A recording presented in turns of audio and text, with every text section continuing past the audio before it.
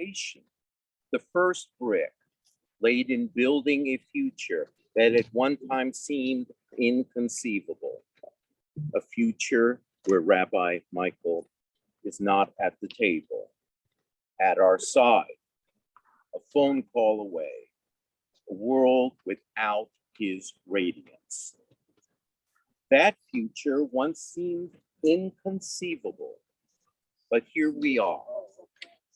And these stones say, today we begin to build a new future where our spirits are clothed in his love. Our hearts are branded with his goodness, a future in which Rabbi Michael is woven into us, wrapped around us, lighting our way, where we know that every joy we encounter is celebrated from on high as well. Eli, Eli, shelo yigamer le'olam, aho v'hayam, nishrush shel hamayim, erak hashamayim, vilat Adam. God, my God, I pray that these things never end. The sand and the sea, the rush of waters, the crash of the heavens, the prayer of the heart. God, you give us loved ones and make them the strength of our life, the light of our eyes. They depart and leave us bereft, overwhelmed with sorrow and loneliness. But you are the living fountain from which our healing flows. To you we look for comfort and consolation. Help us, O God, to see life as though windows that open on eternity. Let us understand that love abides, that the years are more than grass that withers, more than flowers that fade. The accomplishments of our loved ones become our inheritance. Their ideals are challenge and inspiration. They live in our hearts as a sacred blessing. In the rising of the sun and in its going down, we will remember him. In the blowing of the wind and in the chill of winter, we will remember him. In the opening of buds and rebirth of spring, we will remember him. In the blueness of the sky and the warmth of the sun, we will remember him. In the rustling of leaves and the beauty of autumn, we will remember him. In the beginning of the year and when it ends, we will remember him. When we are weary and in need of strength, we will remember him. When we are lost and sick at heart, we will remember him. When we have joys we yearn to share, we remember him. So long as we live, he too shall live, for he is now a part of us, and we will always remember him. And from Psalm 168, Psalm 16. Chiviti Adonai lenati tamid umina malemo. Latin samak libi baigel podi ak besari yishkon labeta. Kilo tazov nafshi lishol. Loti tin hasita lirot shahar. Todienu orech hayim tabas ma potet panecha dimot bimin hanetza. I am ever mindful to the Eternal's presence. God is at my right hand. I shall never be shaken. So my heart rejoices, my whole being exalts, and my body rests secure. For you will not abandon me to Sheol, or let your faithful one see the pit. You will teach me the path of life. In your presence is perfect joy. The lights are ever in your hand. And from Ecclesiastes, there's a time for everything, time for every experience under heaven, time for being born, a time for dying, time for planting, and a time for uprooting the planted, a time for destroying, and a time for healing, time for tearing down, time for building up, time for weeping, and a time for laughing, a a time for wailing and a time for dancing, time for throwing stones, a time for gathering stones together, time for embracing and a time for refraining from embracing, time for seeking and a time for losing, time for keeping and a time for discarding, time for tearing and a time for sowing, time for silence and time for speaking, time for loving and a time for hating, time for war and a time for peace.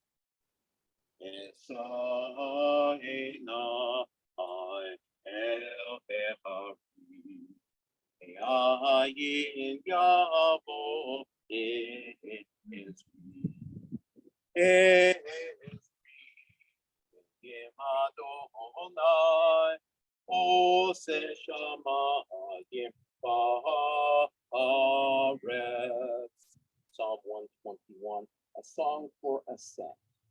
I turn my eyes to the mountains. From where will my help come? My help comes from Adonai, maker of heaven and earth. God will not let your foot give way. Your guardian will not slumber. See, the guardian of Israel neither slumbers nor sleeps. Adonai is your guardian. Adonai is your protection at your right hand. By day the sun will not strike you, nor the moon by night. Adonai will guard you from all harm. God will guard your life. Adonai will guard your going and your coming now and forever. Mizmor LeDavid. Adonai roi lo aksar b'not desha yarbitzeni. Amei menuchat yankileni. Nafshi yeshavev. Yanheini b'magleit tzedek leman shemo. Gam ki elech b'geit salmavet. Lo irara yata imadi. Shiftaha lishkantaha hema yanachamuni. Haroch lefanai shulchan neged sorai. Ishanta v'shem en roshi. Kosi revaya. Aktofa hesed yurdifuni. Kol v'ehaya. V'shavti b'veit Adonai. The 23rd Psalm. With God as my shepherd, I rest in green pastures. God leads me beside still waters, restores my soul.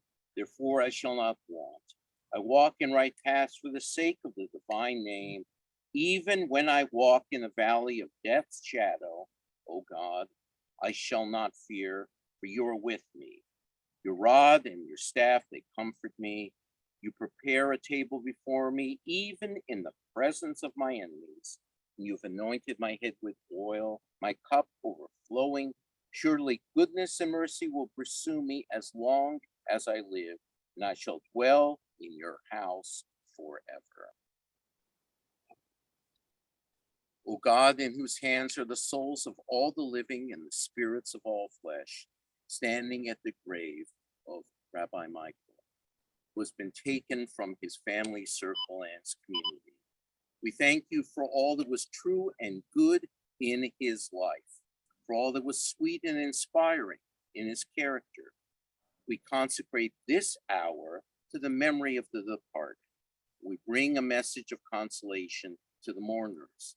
May your love comfort and sustain us that walked in the valley of the shadow of death. We may see your light. As we dedicate this memorial, help us, O God, to honor Rabbi Michael by our actions and our aspirations. May his memory lead us to love you with all of our hearts. And indeed, will that memory be a blessing. In the name of the family Micklin and in the presence of relatives and friends, we consecrate this memorial as a sign of love and respect.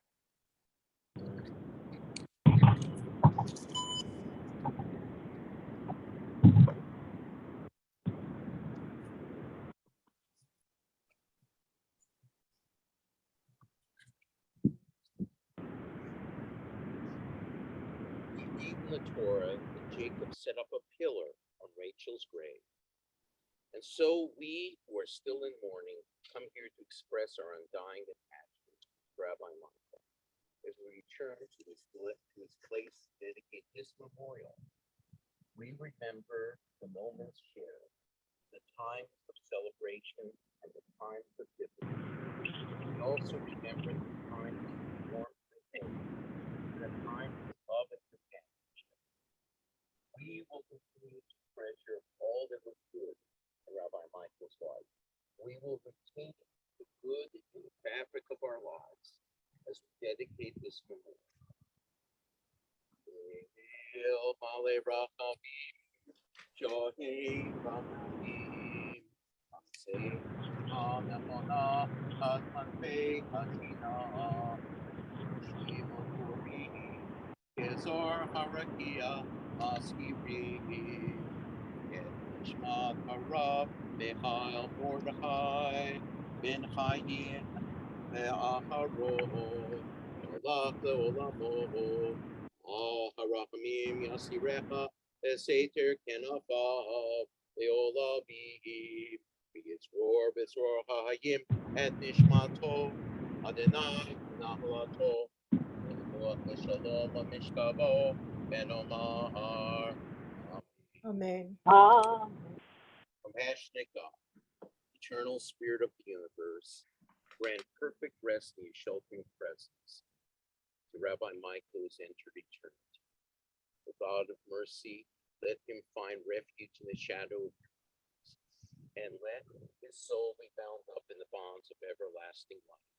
God is his inheritance. May he rest in peace. And let us all say, Amen. Amen. And at this time, Amen. I'm honored to call up Alana Fischler to read a poem. I believe this was from Rabbi Micklin's mother, right? Yeah. Miriam?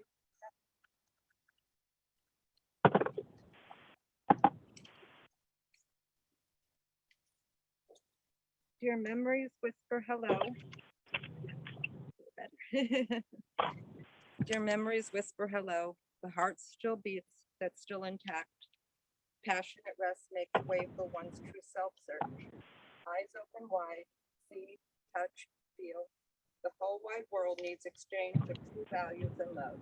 So big is my world, ever changing of hold. People at war inside us all. Who is right? Who is wrong? Does it matter? To make what's right take hold. How great to be here and see it all.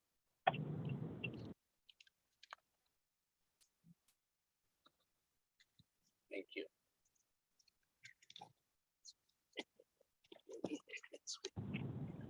As soon as we complete the service and we will be returned to Beth Israel Temple. That will give a chance for us to share loving memories of Rabbi Michael. Those who feel themselves in the moment, please join me in the Otis Parish, which is the school delivery. Yitkadal, Yitkadash, Shemei Rabbi. Amen.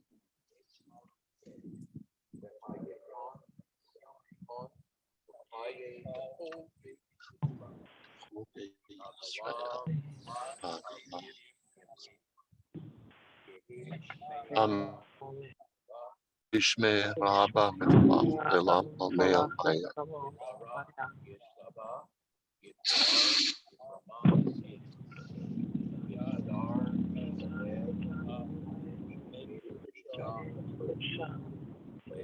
Richu.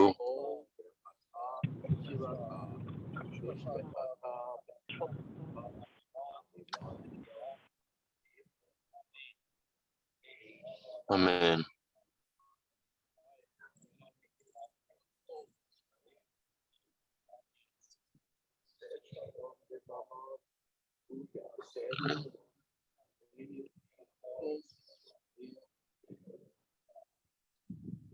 This concludes our service. Let us now go on to Beth Israel Temple. Rabbi Mason, when you get to Beth Israel, folks, we will need a few minutes to get the rest of the reflections out and ready. And then we yourselves at around 1:30 or so, hopefully you're all ready. We'll start the next part of the day, which is our memories and testimonials. So we're going to interrupt the service. Yeah, if you could let me know, there's plenty of parking spaces in the church parking lot across the W Hill. And we have. Where are we first? Thank you, Paul. Can you hear me all right? Yes.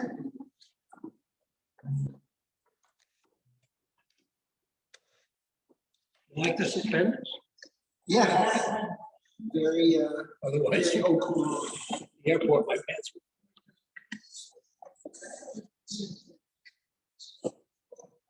Just a few thoughts. First of all, thank you all for being at the cemetery and for being here. I said earlier, it's been almost 3 years. It's over 2.5 years since Michael passed. And my wife says, talk louder, and raise my head up. So I'll say a few things that you may be aware of. Michael was a quiet young man as a boy. He was kind of a daydreamer. His teachers would get frustrated with him because they thought that he wasn't listening.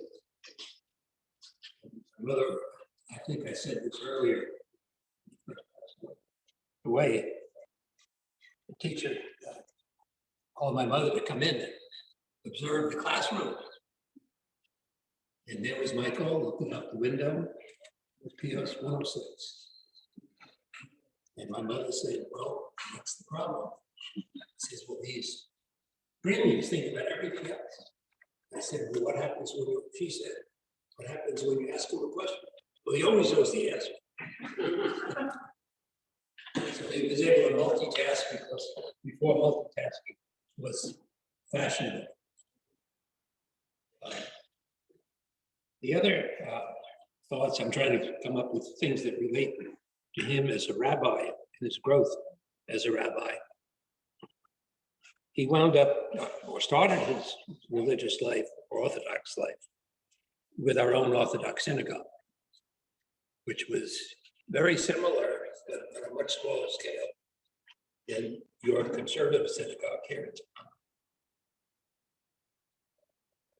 And he went to services regularly, even though we really went on high holidays, bar mitzvahs, all the normal stuff. He did much more than that. And then as part of his Judaism, he thought Brandeis would be his best choice of schools. And he went to Brandeis. But every weekend, while at Brandeis, he spent it with the Boston Rebbe. That's the head of the Hasidic movement in the Boston area. And I had the pleasure of spending one weekend there with him. And that building was almost as big as your synagogue, probably comparable to this building. And in the evening, when the Shabbat services, Friday night services came, people would be filing in and hundreds and hundreds. So we'd have a weekend of prayer and study until for some reason it didn't fit. The Orthodox world didn't fit it. So he decided to seek something else. But he didn't go directly into to become a rabbi. He first became a legal assistant. He went to school and started to work for law firms. I have a grandson who is a Hasid. And he went to law school at Joseph. How did you find law school? Easy. After having studied Torah, law school is simple. So that was part of his preparation, even though he hadn't planned it that way. And then he went on to be a masseur of all things. And I'll let my wife tell you a brief story on that. But he still was related to people. I think that's really the important thing. he and I would talk on the phone. He visited us for approximately 2 weeks every year. Spent about 4 or 5 days with our brother Barry, Barry's the middle son. I'm the old guy. I feel guilty. I look at that tombstone and wonder why I wasn't the first one and we didn't go in order. But even though my mother and father had 3 distinctly different children with different interests, someone asked if I sang. I'm the only one that didn't sing. My brother Barry was an actor, singer, sang on Broadway. Michael, as you know, sang. That's what built his reputation and his comfort with the services. And me, I listened. I used to go to their music lessons at the college, New York College of Music, I think it was called, in Manhattan.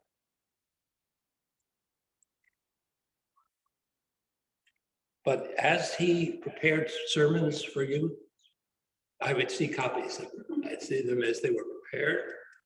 I'd see them as they were finalized. And if he didn't agree with me, he just didn't change it. He would not, he may like to argue, and he did like to argue, but he didn't argue about things like that. But the technique one of the techniques he used where I felt I participated, he was a great reader and he'd find books that were very interesting. And I'd get a note from him, buy this book. And then you would see it in your newsletters, questions and commentary on these books. And when we'd visit, we'd spend hours in the car visiting family on the East Coast, and we would discuss those books. And I like to think I was right, and he would tell me why I was wrong. And I guess it's that training, the Torah training. And yeah, I was right sometime, but for the most part, he was right. The stone that you saw today had the word chesed, kindness on it. That I think summarizes my brother. He was a good soul. He felt for people. He understood people, and he respected people. So that's what he was about. Yeah, Carl and I think had a good time coming up with those words. Thank you. One thing, I think you all enjoy. When Michael was searching for what he wanted to be a teacher, and that didn't turn out, which actually became a teacher. He decided he was going to be a masseuse. So he took a class and was becoming a masseuse, and then he went into something else. So when Michael decided to become a rabbi, and he became a rabbi, I said, Michael, I think you need to put up a shingle that says, you will manage to the body and the soul. Okay, maybe that's what I'll do.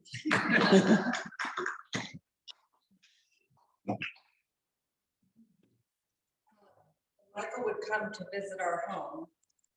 In the mornings, he would immediately go pray in our living room.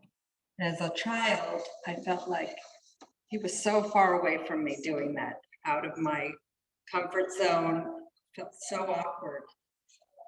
But each day, later in the day, he'd find me somewhere and we talked. But ever since he passed away, I had told my husband that I could see a smile and hear the laughter. He had a way of laughing. It just brought you in, put you at ease, and it was just the most magical time. So it warms my heart. One of the things that I have to say is that all of you, it has touched my heart so deeply to see how much love was in this room and that you cared for my uncle so deeply, and I thank you for that. I'd like to add one thing that's based on what Elena said. I visited with Debbie Walco this morning, and she showed me this wonderful photograph that I'd actually seen before. Carl, I think, had sent me that photo. Yes. But if you look at the expression on his face, it tells a story. It tells you So it'll be here. It's here, and we'll leave it on the table. Take time to just look at it. It tells a story. Yeah, it does.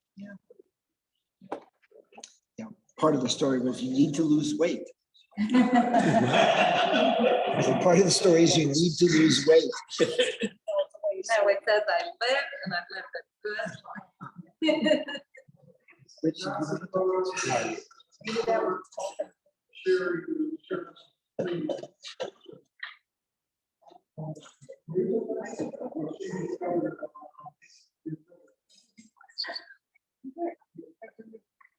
Richard, would you like to speak for a bit? Wait until you're on TV. I'm not very extemporaneous. I'd like a few minutes. If you don't mind. Good.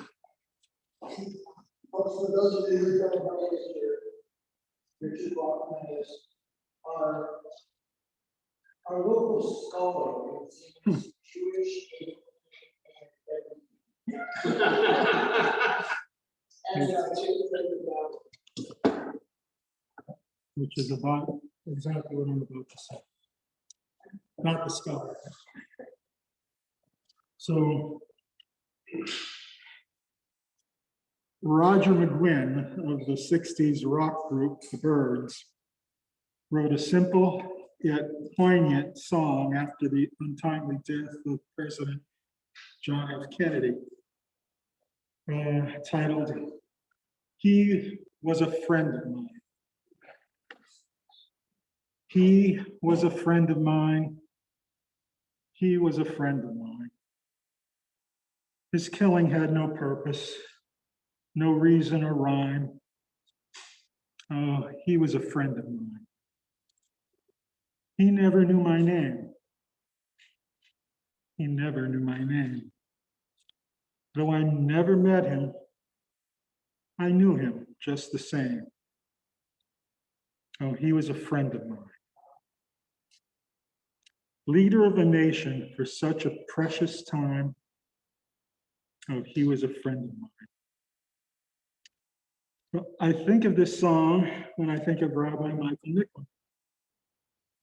His untimely death had no purpose, no reason or rhyme, and he was a friend of mine, as he likely was a friend of yours.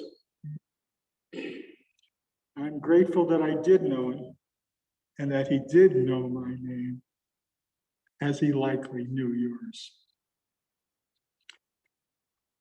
I'm sorry I walked in late, so I might be redundant, but Hazleton was Rabbi Michael's first pulpit, beginning with Beth Israel Temple and continuing simultaneously with the Goodness Israel congregation.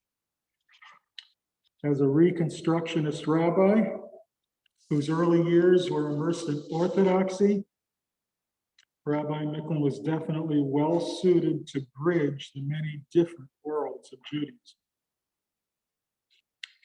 I wrote similar words as executive director of Hazleton's Jewish Community Center for our New Year's greeting journal 2 years ago. Ostensibly, I was honoring Rabbi Nicklin upon his retirement.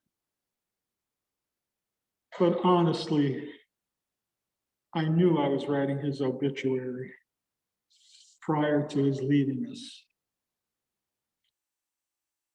He had told me a year prior to that, a year from now, I'm going to be dead. How he knew this, I don't know. I asked him, he was silent. Not silent, but he didn't respond directly. As ill as he was, though, I was praying my words would be printed in time for him to read them, to let him know how much he was appreciated by so many. This was important to me because there was a vociferous handful who didn't have the discernment to appreciate him at all, a fact of which he was keenly aware. That, of course, was their loss. At that time, I wrote that I will certainly miss his presence during the many seasons of our religious joy. I had the opportunity to attend Rabbi Micklin's services at both Hazelton's houses of Jewish worship and was able to observe his rabbinic teaching style, which was always the same in this respect. He did not dictate to us what to believe. Instead, he provided us with questions, allowing us to discover the answers for ourselves if we were willing.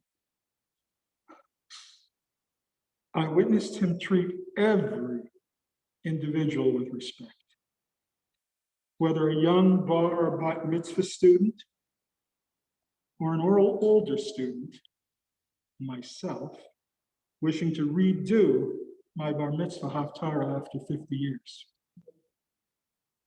Or a woman, Shana Jaffe Geller, who wanted to finally study for the bat mitzvah she had been desiring for decades, an opportunity never offered when she was young. Rabbi Micklin inspired all of our efforts, and with his patient assistance, we all fulfilled our dreams, thanks to his compassion and wisdom. Rabbi Micklin did his best to bring together our community's Reform and conservative congregants by arranging to have certain holidays celebrated in each spiritual center during alternate years. His ideas were visionary for Hazelton, and he made them happen.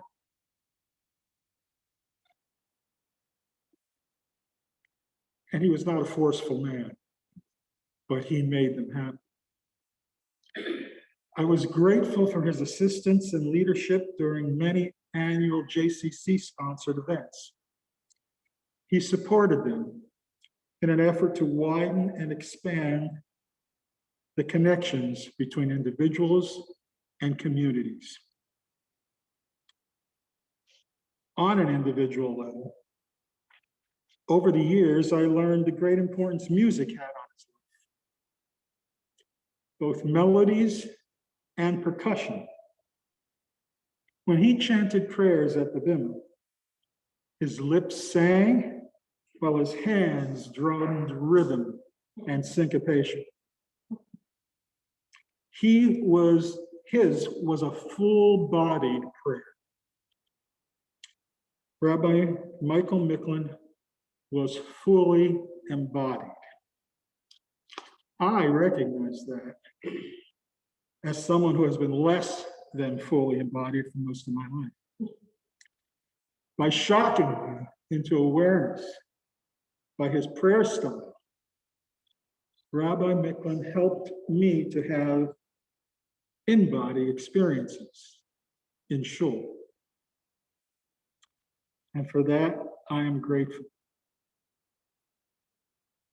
Although my knees and back wouldn't allow it. On Yom Kippur, when he prostrated himself on the floor per the old tradition, his full-bodied prayer awakened in me a part of my soul. For those who had eyes to see, Rabbi Micklin was a leader who often taught by example. Shakespeare wrote that all the world's a stage, and I, for one, feel blessed to have shared this stage with him. I know I'm one of many whose lives he touched and who realize how important to our community his role had been as our rabbi and our friend.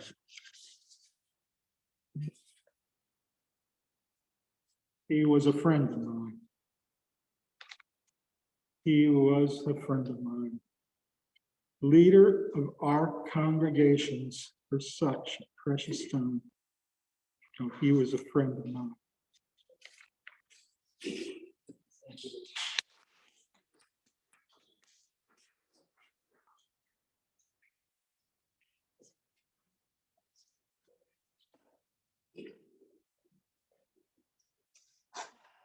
I'm Debbie Malcolm. I'm president of the Buddhist Israel Synagogue.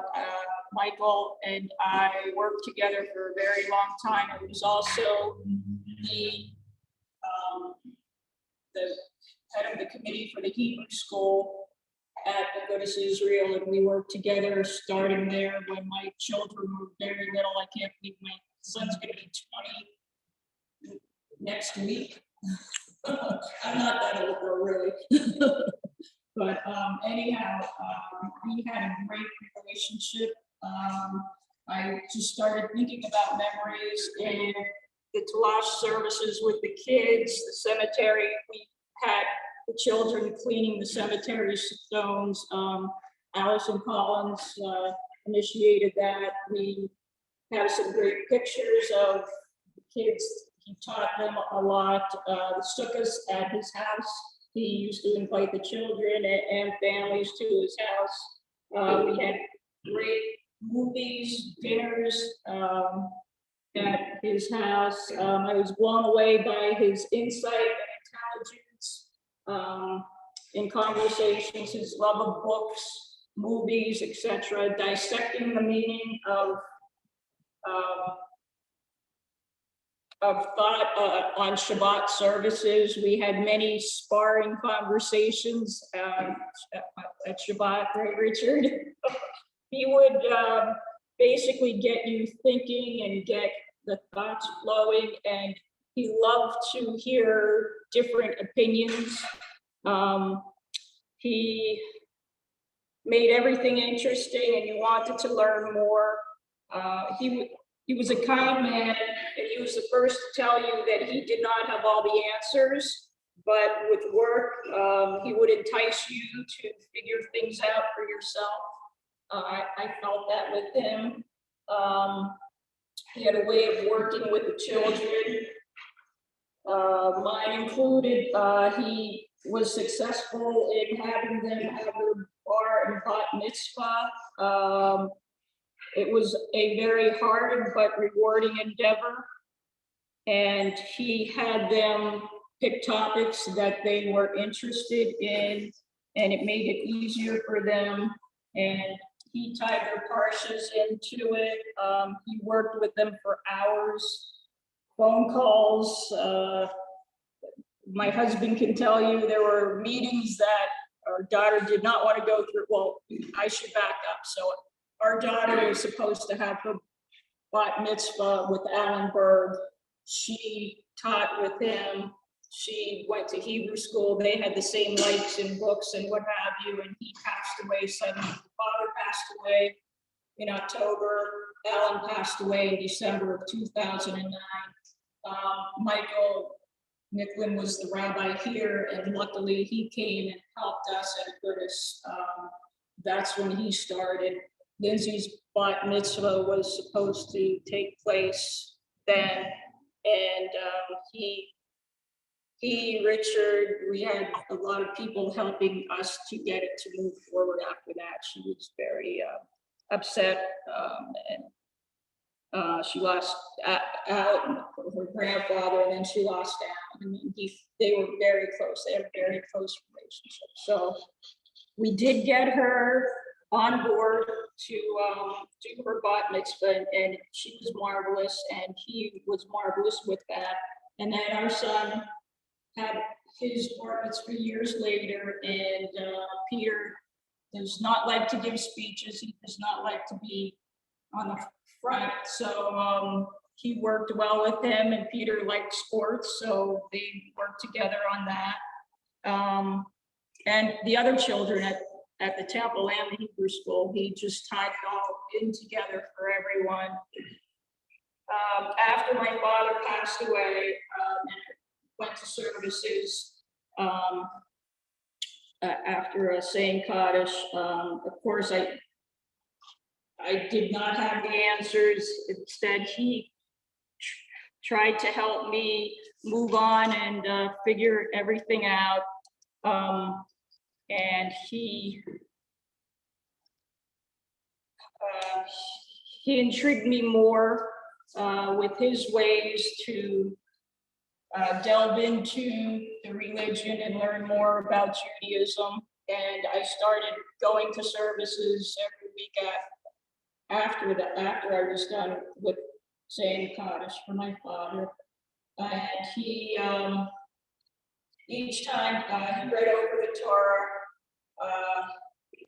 sections,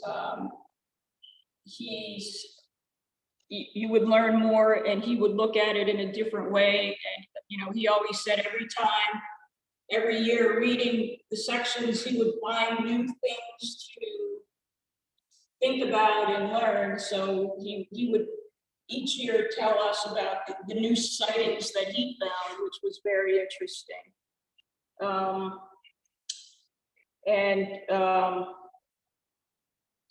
His love for books was amazing. We would share books. He brought books for the children. And it was interesting too, at services, he would bring in the children's books that had so much meaning in all different tenses of the book. And he'd love to do that. He would bring the book in and read it at services, and then he'd show the pictures, and it was very, very interesting. It was a very cool way of dealing with it. He made people feel important. He, at Simchas Torah, he would have the children marching with the Torahs and having fun. And he met at Providence Place. We would take the Hebrew school children there, and it's a nursing home. And we would light the Hanukkah candles and do services. And they had not only the Jewish residents, a lot of the residents came, and it was something very special for them all. So that was very nice too. He also, the Passover, he would have a Seder for the children, which was fun, good memories. He was a good friend too. We would have a lot of conversations and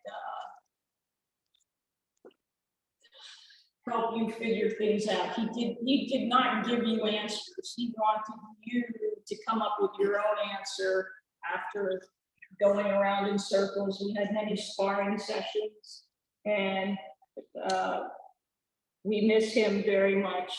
I did have a conversation with him about, this was before he was sick, about where he wanted to be buried. So that's why he is where he is. And he even said to me too, when he was sick, he's at peace. So let's keep his memory living on. And it was so nice to meet the family. I know we've talked, and it was very nice for you to be here and see where he was a part of. And thank you very much.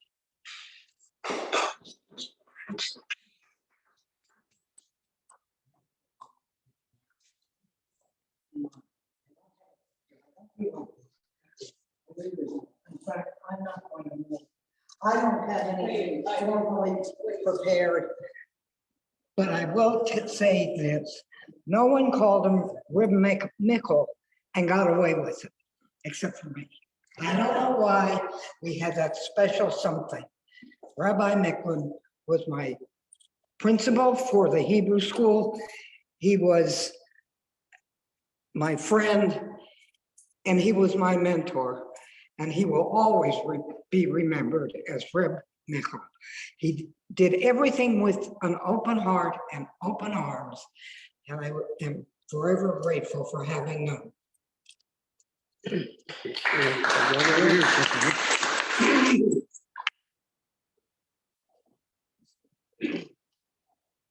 My name is Richard Klein. When Rabbi Micklin was with us, I was the chairman of the ritual committee and head gabbai.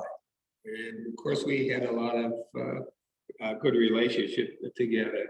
It's very hard when you come to this point to not repeat what other people have said. However, I want to mention several things. First of all, his love of music was already mentioned. He introduced songs into our congregation.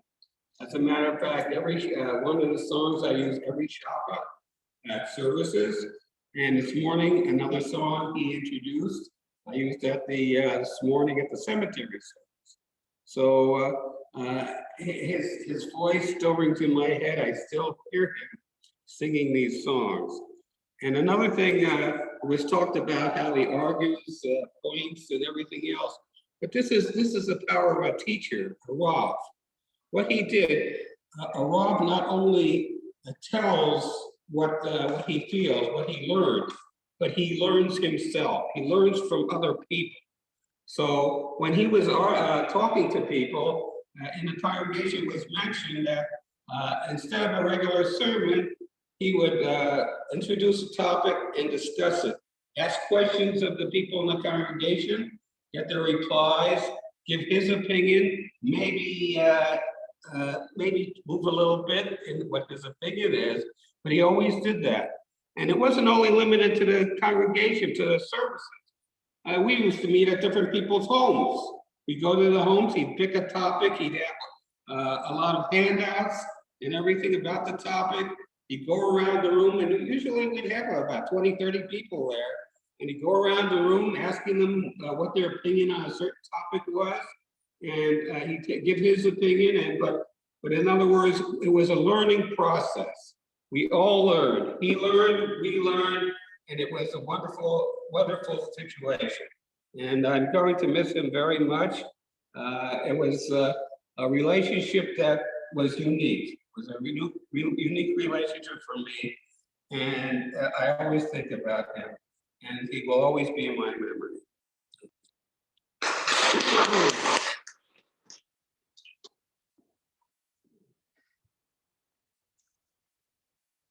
Good day, folks. I'm Carl. I think I know just about all of you. I don't have anything written. I thought whatever pops into my head would be appropriate. And I want to say two things about Rabbi Michael. I started calling him Rabbi for the same reason that Richard just said. That he wasn't just a rabbi. He was a real spiritual guide that meant something in my life. So I want to talk to you about what he meant to me intellectually and emotionally. Intellectually, so I'm a scientist, but there's the other half of my brain that loves flowers and loves children and gets giddy when I hear crickets chirping at night. And I was raised Reformed Jewish, but we were serious about our Judaism, but the sciencey, I'm from Missouri, show me part of my personality always made me uncomfortable with the fact that I prayed to God. And I didn't know where to go with that. I wasn't really down on myself, like, you don't believe in God. Why are you praying to something you don't believe in? Snap out of it. But there just was this gap. The best I could do is, well, there's that part of me, and then there's that part of me. Then I met Rabbi Miklin, the rabbi who, as Irvin and I were just talking about, famously said to a forum in this town, I don't particularly believe in God, causing a local scandal. What kind of rabbi is this? But he introduced me to this whole wonderful Jewish tradition of wrestling with God. That's why it's on his tombstone. All of a sudden, I didn't feel sort of alienated or disconnected from my Judaism because I had questions about it, because I had questions about God. Rabbi Miklin showed me that no, that's one of the richest parts of the Jewish tradition. We wrestle with God. And so he just, that last little piece of all the things I believe in and enjoy that didn't quite fit together. After Michael arrived, they fit together, and I felt this is his guitar. It keeps falling off. So, because I live a lot of my life inside my head, that meant a lot to me. to be able to sit down and have thoughts and look at things that were coherent, thanks to Michael. It may sound trivial to you, but you have to believe me when I say it was very important to me. Emotionally, he was just this most wonderful guy. I use the word quirky in his obituary, but I don't know about you, but I love quirky. I like strange looking dogs. I like people with odd features. My favorite flowers in my garden are not the most beautiful, they're the weird ones. And so I appreciated he was so honestly himself. He shared of himself so openly, didn't try to cover up the quirks. Sometimes that meant he got on your nerves, but then we all get on each other's nerves. And just let me tell you, I didn't used to go to services. I used to make my own little Friday night services at home because I had a dog that I was very conscious of not spending enough quality time with. So Friday night was time with the dog. And meantime, two people whose opinions I really respected, one of whom was Molly Whitman, and the other of whom was another colleague of ours, formerly from the campus, Alan Price, and his wife, Irene. Both were coming here and both had told me, you know, Carl, you really should come down. We really have a nice thing going here. And Rabbi Micklin, Molly used the word charismatic. And these are people that knew me well and thought I would find it meaningful here. So after my dog died, I came to a service and was immediately smitten. And our services were just as has been described, but Jolene and Lester and Karen and the people who lived through, it was a fellowship in the truest sense of the word. We sang together, we argued, we noshed a great deal. The rabbi brought in things for us to discuss and sing, and I would just go home on a Friday night feeling on top of the world. Like I've been with these wonderful people talking about important things and eating good food and singing beautiful songs and enriching my sense of Judaism and all enjoying each other. Much to my absolute surprise, considering where my brain was most of my life, Shabbat became the high point of my week, of my life. And I owe that all to Michael for his guidance, his love, his quirkiness. So thank you, Michael.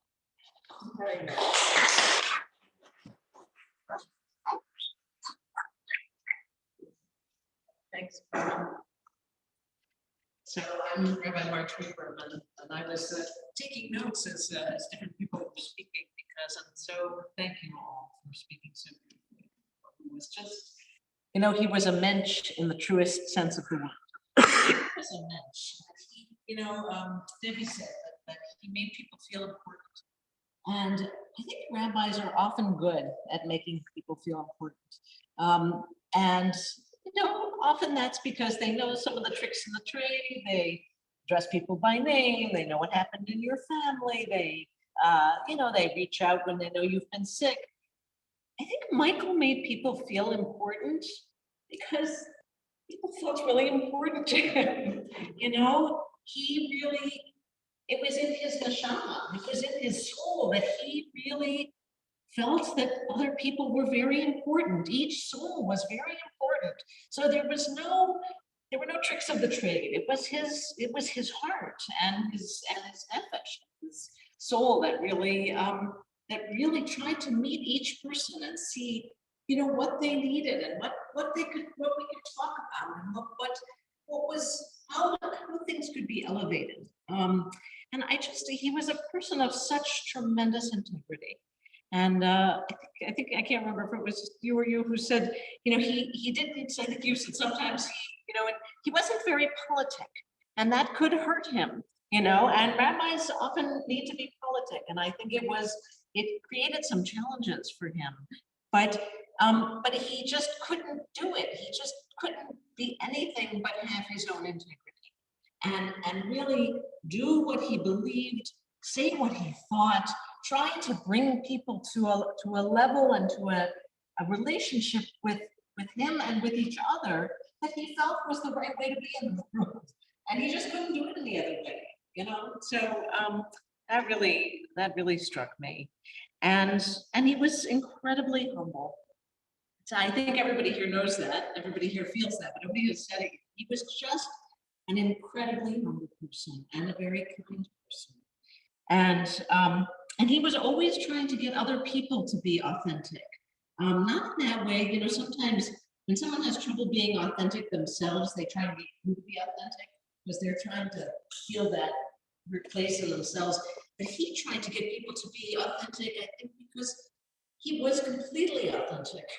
And he just wanted people to be able to experience that in life. And I just, as you know, as I was sitting here thinking, you know,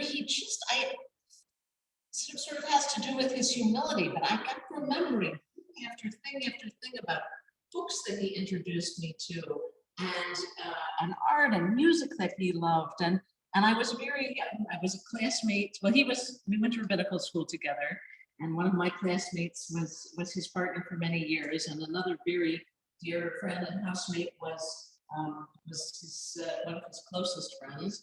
And so, you know, I sort of heard about him from all these different angles, and he would come to our house. I'm up in Scranton for Shabbos, and he didn't have to work. He could come for a little Shabbos sabbatical.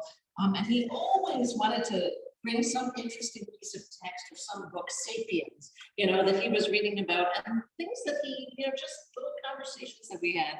They still reverberate in my life, you know. They were deep and they were pivot points. So I just really honor that in him.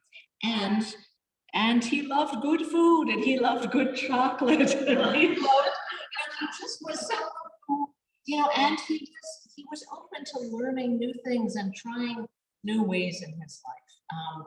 And I just, it's just an honor to know him. And he invited me when I first moved to Scranton from Philadelphia. He invited me to, you know, and was trying to figure out what I was going to do for work besides commute to Philadelphia, which I still do. But this is halfway. And he had me co-lead services with him sometimes here, and do things for dinners here, and work with the kids at the conservative synagogue. And, you know, I just really treasure those experiences that I have with both communities. So I'm just really grateful I feel honored to have known him.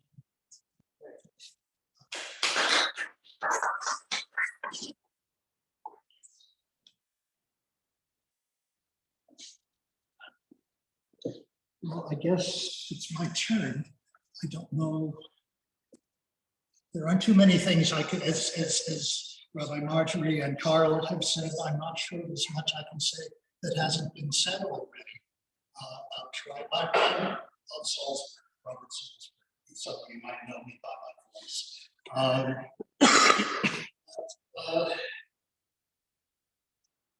I live in Wilkes-Barre. I didn't know there were Jews in Hazel. I discovered Beth Israel through the name of Rabbi Michael. I won't tell you the story of how I found him. His name and Rabbi Marjorie's name together on a list of rabbis that had done something I admired. And I said, really? There's somebody in Hazelton whose congregation let him do this, sign this thing that I approved of, but not too many other people I knew did. So I showed up here one night. I just walked in the door. Karen came to, you know, examine me, see what I was. And from that night on, I was hooked. I just kept coming back every Shabbat until I couldn't any longer because I got old or something. And the drive got to be punishing on Friday night. And I missed it terribly once I stopped coming. But Rabbi Michael would let anybody in the door. And people, the strangest people, would enter in and sit, you know, we'd be having our omega, we'd be sitting there. And he'd, you know, approach the person and ask them questions and invite them to sit down and, you know, ask about their state, you know, whether they needed anything. And in my experience, generally we did one guy in particular said, no, I'm going to move on. And it was really remarkable. I mean, we think of that now as taking terrible chances. It was wonderful. He had a sense for what there was in these people who just showed up. I don't know whether I really want to get into religious arcana, but he and I argued a lot about I'm sort of Mr. One, always one, God's existence. Rabbi Michael was, no, God is everything. It's all different things everywhere. He didn't like Vinamar that came after the Iliad, you know, Vinamar. It's a big finish. And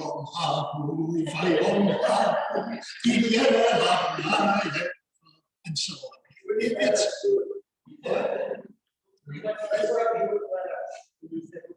No, he skipped it. He didn't like it. And I said, why did you skip it? You know, I'm from show business. I like a big finish. And he said, well, I don't think that God will be one. I think I want God to be multitudinous things. So multitude was the word he used, I think. And we would argue about this all the time. But when certain people from the congregation came, he would do Vinamar, you know, reluctantly. And the rest of the time, we never got to sing it. Carl and I used to mutter. But he was, you know, so we would argue about that. And I have been reading some things recently that I think he knew where I was coming from and had been there himself and developed. And I think if he had lived, he probably would have led me more towards where he was at, as they say. Just one more thing. Towards the end of his life, I didn't know that it was towards the end of his life, he went to see an art exhibit at the Guggenheim of the painter, the minimalist painter Agnes Martin, who was difficult. Her paintings are, many of them, most of them very large, and they look like graph paper. I mean, that's really what they look like. They're hand-painted graph paper. And I find them a little cold and off-putting. A lot of people in the art appreciate them more than I do. And Rabbi Michael was smitten. He didn't understand it at all at first. He said, it looked like graph paper to me. And then a docent who was leading a tour that he wasn't part of, just going by, said something either to him or he overheard it, said, now don't think, don't stand there and think. Just shut your mind down, just look. And he said, that's what I did. And he was transported. He came back and he talked about Agnes Martin. He bought the books. He bought 2 thick, expensive art books. And he said he wanted to do something the next high holidays that incorporated visual art somehow. And I said, I don't know how on earth you're going to do that. That doesn't seem like a practical thing to do, but he never did another high holidays, I think. Maybe one other, but he never got the chance. I never got the chance to find out what it was he would have done. It would have been really interesting. Anyway,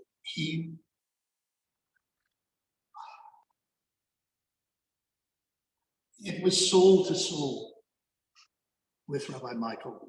He was just there for you, and he made you feel that you were there for him.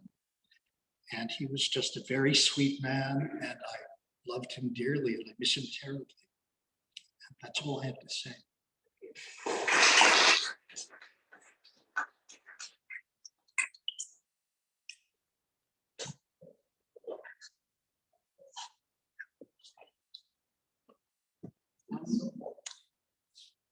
I didn't know that we were going to be doing this talking, so.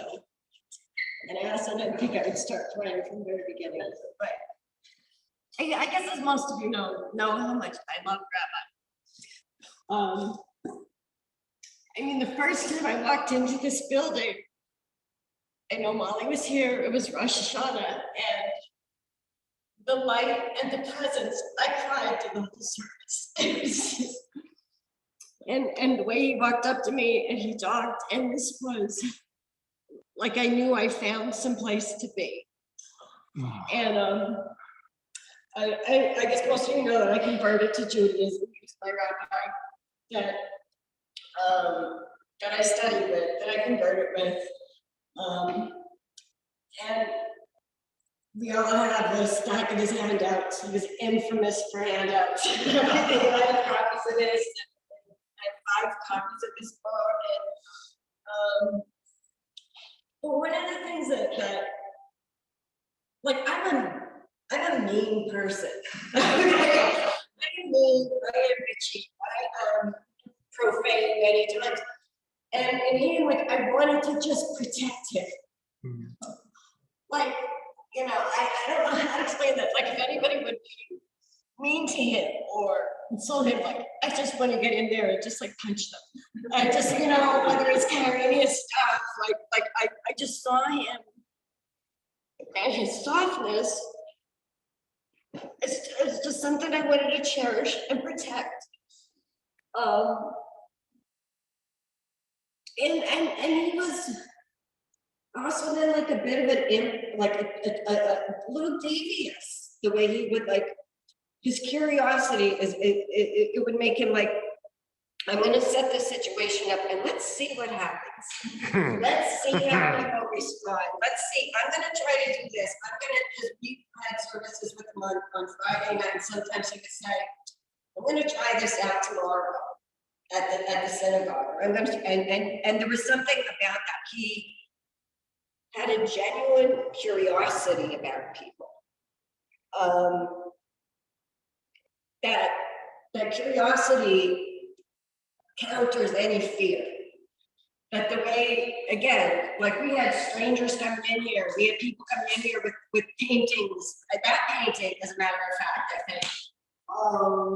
Was it this one? Yeah. That she came in, we had some guy coming on a bike. We had some guy from, I forget if he was from India or whatever, that he was Jewish, but he had altogether different, he joined us. And just that this was one of the places that people were welcome, that the curiosity overcame fear.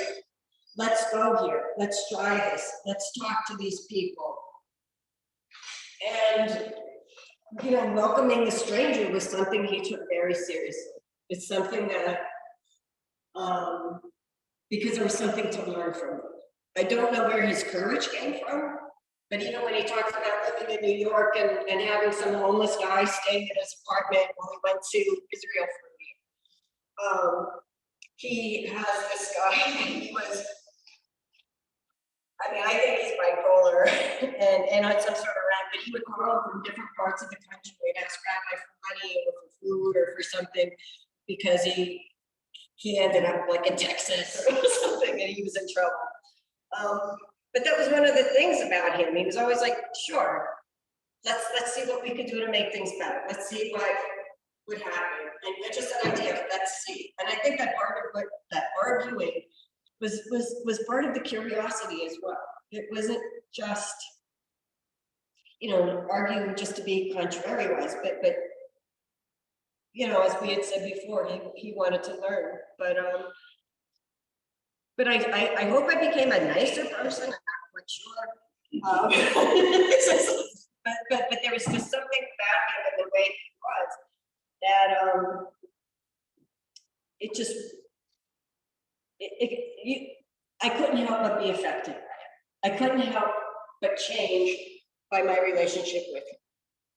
It was just so profound, and being here and I think if it would have been, I couldn't imagine if I would have even converted, or if I would have still been here after I don't even know how many years it is now. That if it would have been a different rabbi, I don't even know. I don't know where I'd be. I wouldn't know any of you if everything didn't align, and he was at the right place at the right time.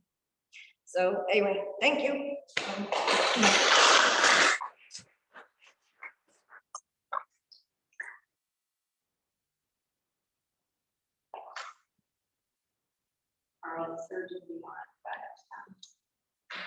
I'm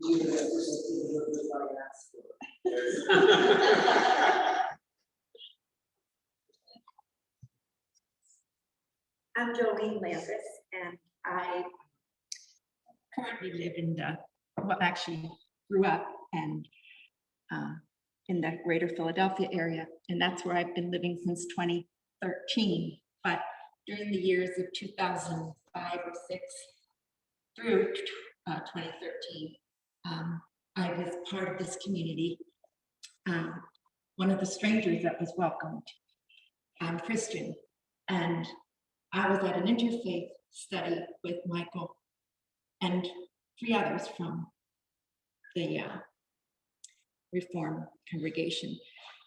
And Michael, along with a Buddhist and a Christian minister, the 3 of them were the facilitators of a book study by a South African priest, Dominican priest, who was very active in the anti-apartheid movement. And the book was called Jesus Today. So it was a very interesting joinder. But the minute Michael opened his mouth and spoke, I just was connected. There was a soul connection from the start, and it was the beginning of a friendship.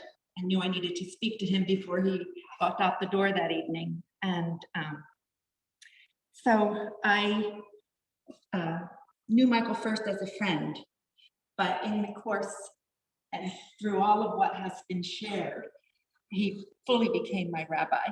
And so one of the expressions he would share was too much. That something was too much. And I don't quite recall the full context, but my memory of it has to do with when there's so much exuberance, or there's so much emotion, or there's so much learning, or there's so much meaning, and it's kind of a confluence of all that. It's too much to carry, you're overwhelmed almost, but so it's typically a joyful place. But so when I went to try to write thoughts down as to what I might share, I felt like it's just too much. I don't know how to begin to corral it or to distill it. But I'm so grateful for all that has been shared, because that's all part of why it was too much to know how to begin. So I did find a poem, Michael. Well, the one thing I do want to say that hasn't been shared, I so appreciated his prison ministry, his work in the prison, and so many of the stories that he would share that came out of the kind of questions that he was asked by the prisoners, and both Jewish and Christian folks would come. And it was just, that to me also was part of his loving kindness and his being there for everyone. So I ended up finding a little poem that I thought I would share, because I just know how much Michael loved poetry. And this is a simple poem, but, oh, it's not in here. It's in here. By a young woman who, I'm not sure I'm pronouncing her name right even, it's Keelan Harkin. And this little poem is from her book, Susceptible to Light. And so it's simple, but I thought of it too, because it connected very much to Carl's, something you shared. It's called The Pineapple. The gnarled tree with limbs going every which way, grabbing at sunlight from all directions to nourish its crooked body. The rose, elegant and defensive, hyper-vigilant in her thorns. The pineapple, scaly, yellow and flamboyant, with that stiff, green-leafed hairdo sticking straight up. The violet, tender and timid. And even the cactus that won't let anyone touch it. They all whisper the same thing. It's okay to be all of you, just as you are. Beautiful.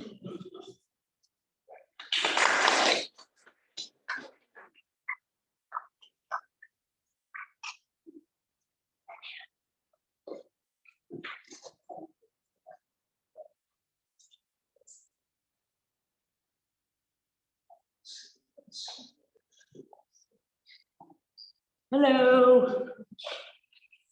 So everybody has really said everything, but I was very honored and blessed to have him as a friend. His last year, we spent a lot of time together.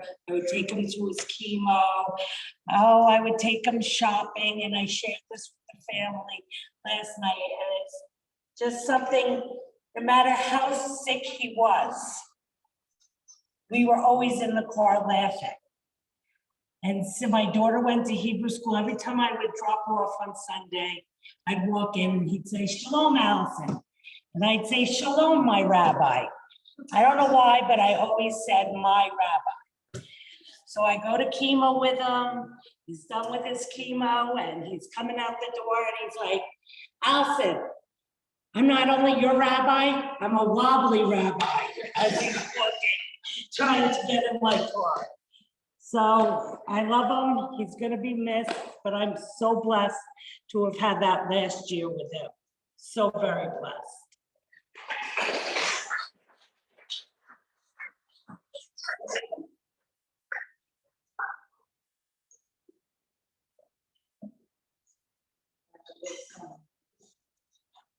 Good afternoon, everyone. I'm Lester Hirsch, the troubadour poet, as they say.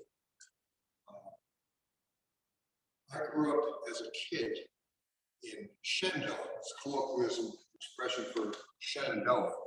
I never said Shenandoah all my life because when I was there, that's the way people talked. But when I was a kid, we had a very involved, active, and relatively large Jewish community, about 105 to 110 families. It's virtually gone at this point. And I had moved up to New Hampshire and lived there for about 20 years. And kept getting these dreams, vivid dreams, where I found myself walking down the streets of Shenandoah, waking up in a sweat and saying, "What's this all about?" And I guess it was some sort of premonition about you're going to move back to the coal country and explore your roots and write about it, which is what I ended up doing. And I was somewhat involved with the dwindling but still present Jewish community in Pottsville at the time. But a lot of high holidays would come by. In particular, I found that I didn't have anything going on for Passover. And one year in particular, I thought, well, it'd be nice to share Passover again. I grew up with the tradition. And I can't remember the specific person or how it came about, but I heard that they had a Passover gathering every year at the time at the Genettis in town with the Hazelton community.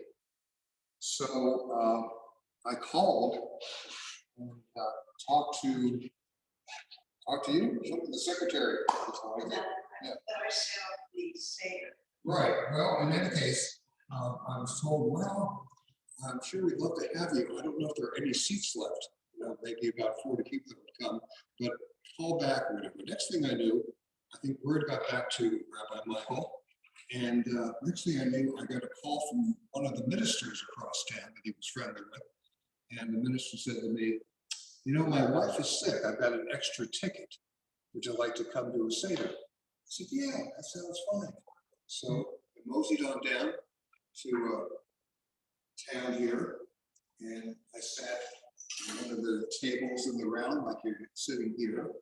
And in fact, I was sitting across from Rabbi Michael, and one of the ministers was sitting next to him, and just start to get the feel, not only for the rabbi and his personality, but a little bit of the community, right?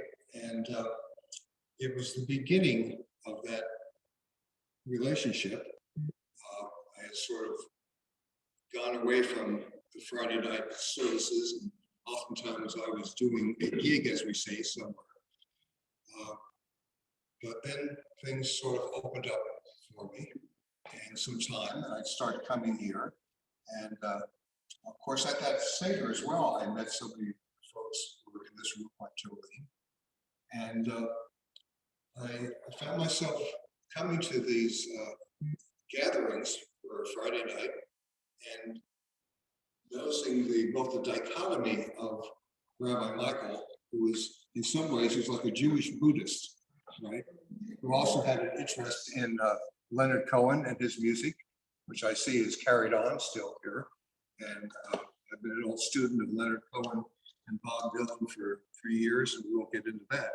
But anyway, I would come to the short services, and Michael would have a little meditative moment where we just breathe, right? Sit quietly. And then we'd come out here and say the prayers of blessing on the bread and the wine, and commence to eat a little bit and have conversations that were quite extensive, unique, well-rounded, and as you say, with a lot of different folks that even would come through the door. I thought, who's that person? But Michael welcomed everyone, and he liked that interaction. And I thought, oh, this is the most unusual rabbi I've ever met. And I think there was one time there was a conversation about the skepticism of God in the sense that it was brought up before, but yet, you know, that sense of Jewishness that he had, and tradition, and keeping tradition alive. So that was how things started. And I would find at times when I knew of or was invited to some sort of a folk festival that was happening Friday night, I'd say to myself, the still small voice within said, I think I'd just rather hang out with the small Jewish community here and sit around in the kibbutz and eat and, you know, fulfill that soulfulness. And, you know, Michael was the kind of welcoming person. I mean, I've been to a Sukkot gathering at the house, and you know, the high holidays. He'd ask me to, would you play something on guitar? Would you do an instrumental piece this year for Rosh Hashanah? And I said, sure. Right. So it was a nice tradition that I would look forward to, and carried on out. And then one time I was having some of my own health problems at the time, mostly related to the heart. And Michael had his intuition, or we knew that he wasn't that well. And he just sort of like threw it out there. Are you scared of dying? Or something to that line. I said, well, yeah, sort of think about it, but don't think about it, and just live day to day. But he didn't mince his words. He would lay it out there, right? But at the same time, make you feel welcome. And one thing that I was waiting to hear Jolene bring up, but I didn't hear it, is the fact that he used to go to these retreats somewhere. Where were they again? Where he'd take off to the retreats? He would go to Pencil Hill, the Quaker Study Center. There you go. In Philadelphia, and actually they considered him a resident rabbi practically. Constantly, he would return there monthly, and it also allowed us to have shared meal together. Yeah, and so I thought that was so interesting that this was a rabbi who was so diverse and not confined to little corners, whether it be of religion or anything else in life, and yet could be so down to earth and make you feel at home and one within the community. And so that started things off. And I moved away from Shenandoah, and now I live in Watsontown, which is a little town about 9 miles from downtown Lewisburg, roughly about an hour from here, closer, you know, between Lewisburg and Williamsport. And they have communities there, but I really felt like part of this Jewish community. and thought, well, this is unique. And I just like the fact that you can come whether you want to wear a tuxedo or roll up your sleeves, wear a yarmulke or not, or a fedora. Anything goes as long as you just feel comfortable. And Michael helped to initiate that feeling and make us all feel at home. And I always feel the sense of his spirit. And I'm sure there's more that we can all say, but the rest of it has been said before. But I wanted to just mention a few of those things. Thanks for listening.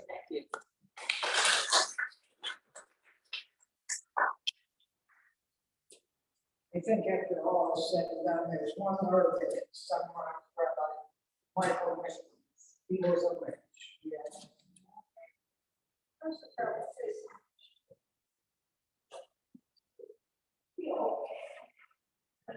You know, I'm a W, I always thought at the end.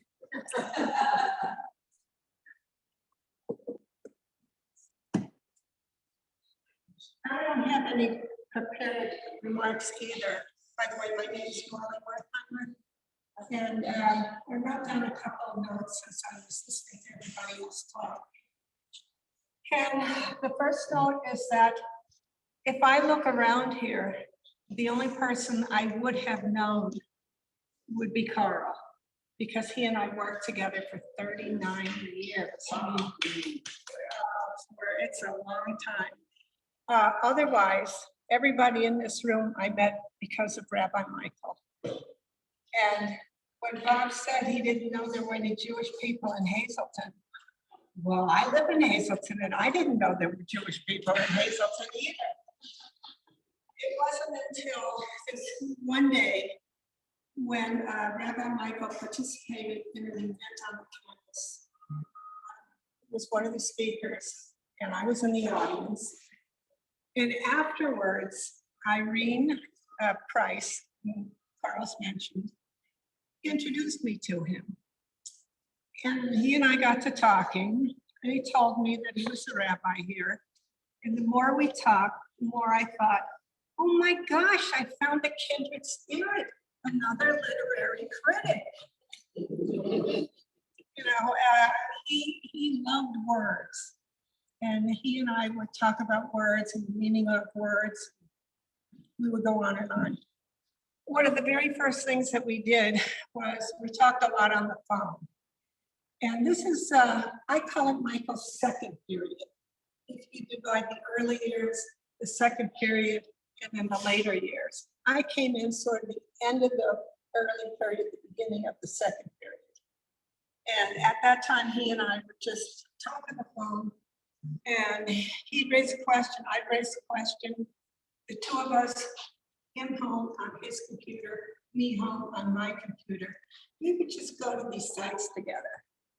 And we would look things up. And it was like two detectives trying to get to the answer. And I knew that he loved research. You know, I loved research and I knew he did too. Then there was the one day that he tried to teach us Hebrew. Well, maybe it was longer than a day. There were a couple of us who didn't know Hebrew, and that was me. I was raised in a family that was culturally Jewish with 4 set of dishes, but I was never taught a Hebrew word. So, you know, it was just an odd kind of a thing. And he tried to teach us Hebrew. And we worked as hard as we could. And I remember one day sitting at one of the tables and this little word came, I don't know, a couple scribbles it looked to be. And you know, I said to him, don't tell me, I want to guess what it is, don't tell me. And he, you know, he got such a kick out of this that, you know, I had to find the answer myself. And I didn't want anyone to tell me what it was. He looked at me and he said, I would never presume to tell you what the answer is. And then there was the day that he said to me, you know, Molly, we need a vice president here. And I said, I'm too busy. I don't want to do that. And he said, well, you don't have to do anything. You just have to say you're the vice president. And I thought, well, you know, I'm going to go up for tenure. That's probably a good community service. So I'll do it. wasn't long after that Mort died. And I ascended to the role of president. And so what I did was, I ran interference for him. Karen, you talk about wanting to protect and punch people in the nose or trying to hurt him. And the other rabbi talked about him being vulnerable. Well, that was one thing that he wanted from me, was to protect him from some of the forces inside the temple. We were a little bit uncomfortable. We didn't always agree on things, and Michael would get caught in the crossfires, and I tried to smooth things over as best I could for him. I would like to mention us as eaters. I mean, you can see the way we went at catering this, but the onyx were like this too. And Michael always got a kick out of what the onyx would turn out to be like, because none of us ever planned with each other what we were going to bring. But we all ended up with different dishes that somehow worked together. And, as we were planning the meals for today, we bought the organic wine because Michael liked organic wine.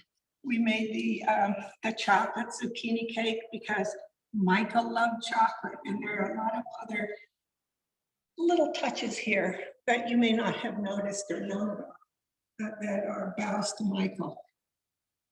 I would like to say, I guess, two more things. One thing that I'm sure you don't know of is Michael and I had this running contest about who made the best cranberry sauce at Thanksgiving. And this went on for years. He liked blood oranges and pork.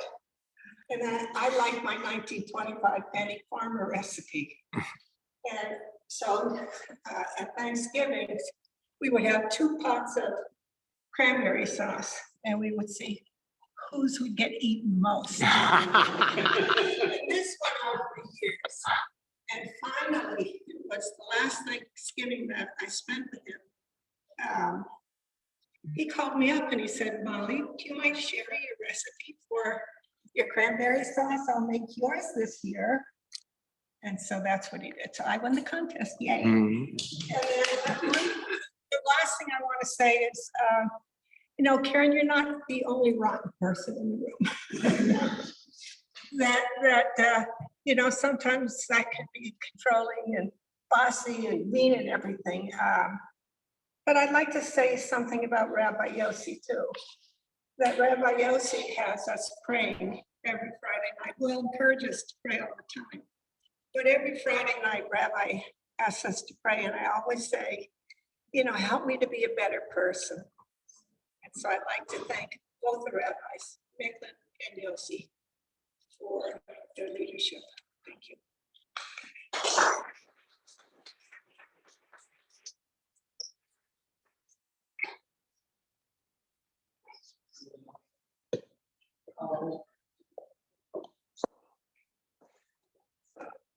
John, would you like to see if anybody is wishes to speak? Let's see if we can do that. Is there anybody out here in our wonderful world of Zoom that would like to speak? I can kick you up on a iPad out here. Stephen or Dina?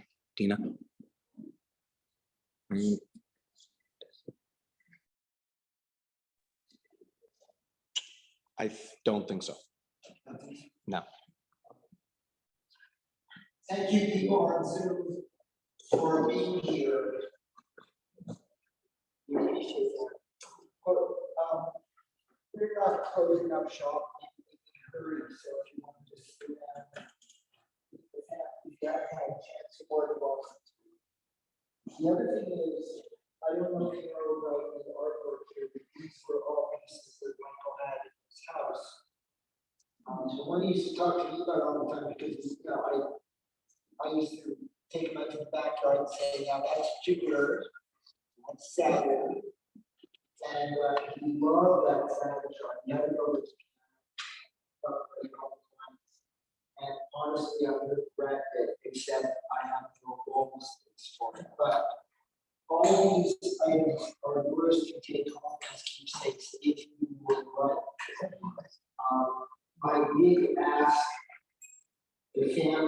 to have first years on. So I don't know how we're going to do this, guys, but if you would like to just put anything on the wall. But the rest of you have to have done before you leave. If you want to. There's someone on the stage also that you may not be able to see.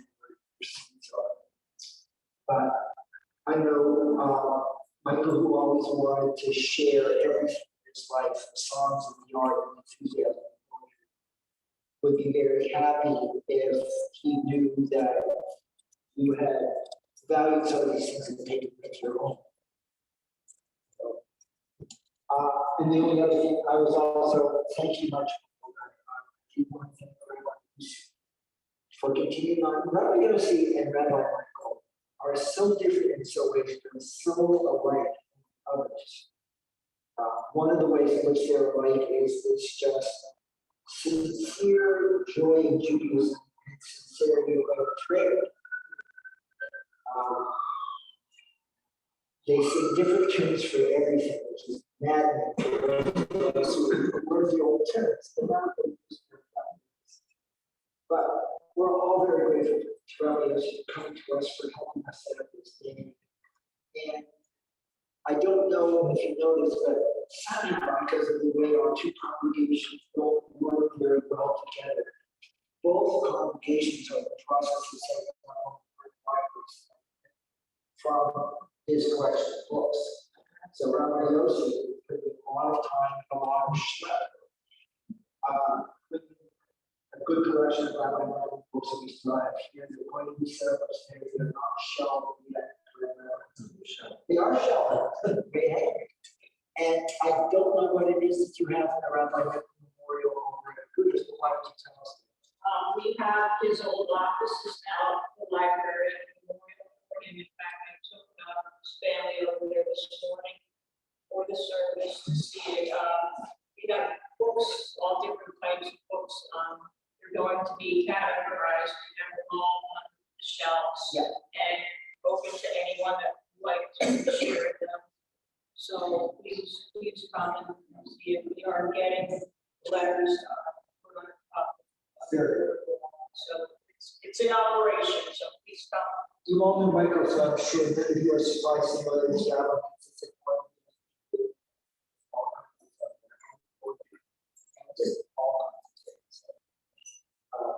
But I was in the process of just seeing how Rabbi Yossi is very much set up to stay. Rabbi Yossi, one way which is different from Rabbi Michael is very detailed.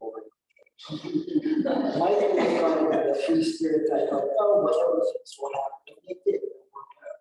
But Rabbi Yossi works out here, so we have confidence in it.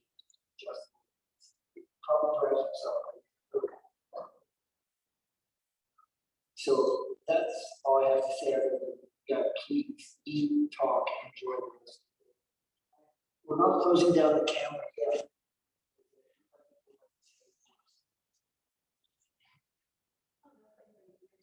I just love being in Michael's home. Yeah. It was so colorful, so wonderful. It was nice. Abstract. And sharing a meal across the table from him. Yeah. I just loved it. There's something I have to say. I worked very hard at Rabbi and I got a polite but heartfelt response from one of his friends from his time in New York that politely chastised me for putting the whole number of years when he decided he was going to be a rabbi. I mean, left California, went back to New York. I think I wrote, he decided to become a rabbi and went back to New York. I didn't say anything about his years at Beth Am and all the wonderful friends he met who sent him cards and sent him greetings and prayed for him and sent him gifts while he was kneeling and were in touch with me constantly to know how he was and how they could help. Anyways, I said, I apologize because that really was an oversight. And I said, I will make up for this at the celebration of his life. So here it is, all these years later, I almost forgot, but thank goodness I did. So I just wanted to give you, we actually alluded to this. but a major part of Rabbi Nicklin's voyage in discovering where he stood with being a rabbi and Judaism was at Beth Am in New York, and these wonderful people that he argued with. I guess you get the sense of that now. Argued with and learned with and graduated with and became rabbis.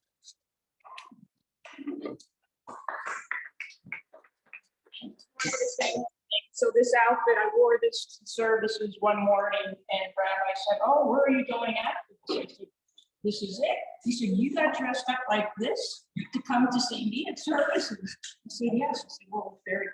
So this is in honor of Michael.